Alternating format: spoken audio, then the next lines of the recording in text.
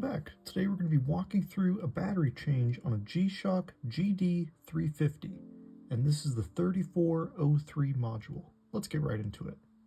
Starting off with what we're going to need to perform the battery change, we're simply going to need a small Phillips head screwdriver, ideally metal tweezers, but if you don't have metal tweezers, you could just use a metal paper clip, and of course our replacement battery, which is a CR2032. Our first step is going to be to remove our case back, so we're simply going to flip the watch over. We do not have to remove these straps since they're not blocking the case back from coming off. We simply want to take our Phillips head screwdriver, remove these 4 case back screws.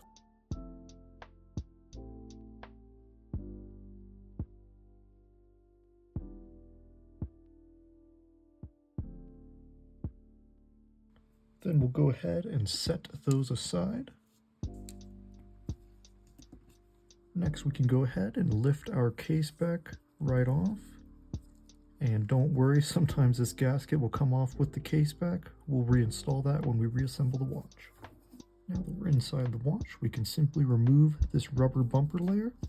You may notice this metal tab is in the way. If so, simply just bend it out of the way for now. And we'll lift this layer right out, set it aside. Now we're ready to take our old battery out, so we're simply going to slide the watch over, and you do not have to peel this sticker off, but I'm going to peel this back just so you guys can see what I'm doing a little bit easier.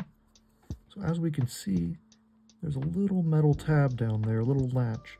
We simply want to take our tweezers or paper clip in the middle of that latch, pull out, and we'll unlatch the battery. Now this sticker will usually be stuck to the battery, so I'll just slide something right underneath and free it. And now we can take our old battery out and get rid of it. Now we're ready to come in with our new battery. And I always suggest, if you don't have little finger covers on, to hold it by the sides just so you don't accidentally short it. We're simply going to drop it in, positive side up, and press our latch down. We'll feel it click right into place. Now our battery's installed. Now we're ready to perform the AC reset. This is simply going to reset the module to factory defaults. This is where having the metal tweezers will come in handy, but if you don't have the tweezers, you can simply bend a paper clip in an arch. You just want 2 metal points. We're going to look on the module right here where it says AC. There's an arrow pointing into this hole, and there's actually a little gold tab at the bottom of that hole. We simply are going to want to contact one end of our metal to that gold tab and the other end to the metal on our watch, and hold it there for about 2 seconds. And next, just to ensure we've performed the reset correctly, I'll always hold my finger over this spring right there just to make sure it doesn't fall out, because that spring is important for the beeping of your watch. I'll flip the module over, and we should see it start counting up from 0, so it's been about 25 seconds since I reset the module. So we're all good, and now we can reassemble the watch. I'm going to go ahead and rotate the watch back into our initial position. Now we can come on in with this rubber layer that we removed. We simply want to match the holes on this rubber layer to the parts that are sticking up off of our module on here.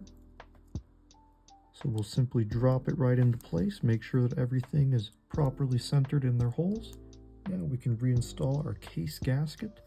So as we can see, our top and bottom are flat and our sides are rounded.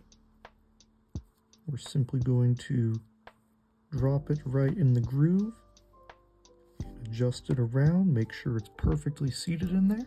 Now our gasket's installed. Now we're ready to reinstall our case back. We simply want to remember that our spring and metal tab indicates the upper portion of our watch. We want to make sure that our Casio and G-Shock logos are properly oriented. We'll simply drop it right in place, and you'll feel it kind of fall into the groove. And now we can go ahead and reinstall our case back screws. I typically will hold my thumb on the case back and then drop my screws in, just get them started. And now we just need to snug them up. And remember, not too tight, just snug. These are very delicate screws.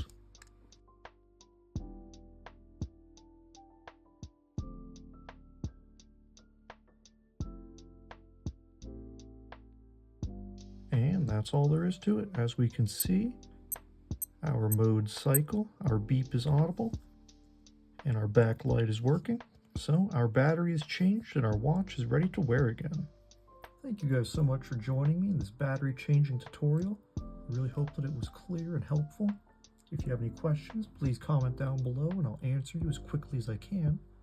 And if you're interested in more tutorials and watch related content, please do consider subscribing.